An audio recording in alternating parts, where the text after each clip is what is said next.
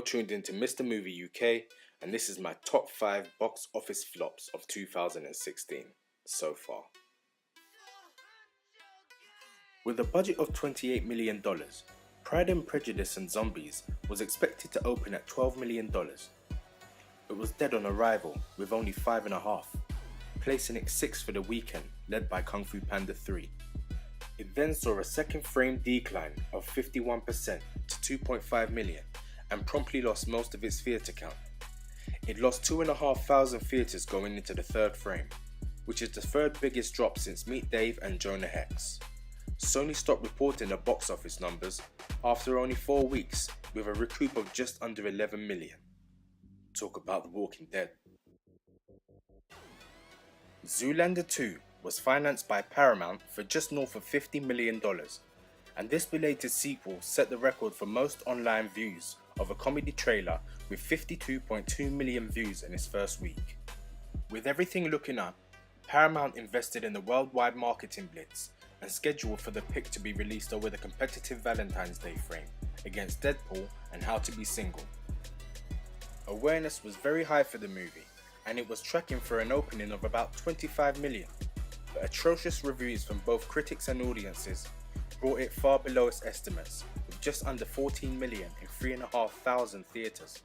The film sank 60% in the second frame, with just 5.5 million, and continued to post huge weekly declines, eventually falling out of release, with only 29 million made. Let's hope they leave it at this. The Huntsman received mostly awful reviews, and was estimated to pull in 25 million over its first weekend, but came in below expectations with 19.5 million, placing it second place for the weekend. Showing poor legs, the pick lost half of its audience in its second frame, declining 50% to just 9.5 million, despite none of the new releases competing for a similar audience. With Captain America Civil War released, it's likely to siphon upon the Huntsman's remaining audience. The pick is unlikely to even reach 50 million domestic. Let's see how it gets on. With a relatively small budget of $25 million, you wouldn't think it would be hard for a Hollywood movie to recoup. But Jane Got a Gun's opening numbers were a miserable 835,000, with a $691 per screen average for the first weekend. The pick pulled in a mere 137,000 during its second frame, a decline of 83%, which is the third biggest second weekend drop on the record.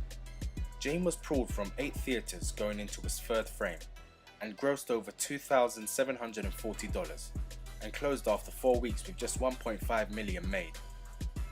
Jane need to get a better movie role. Gods of Egypt was demolished by the general public on social media, who had a great problem with this mostly white cast, believing that if the film is an Egyptian-based movie, there should be more black characters.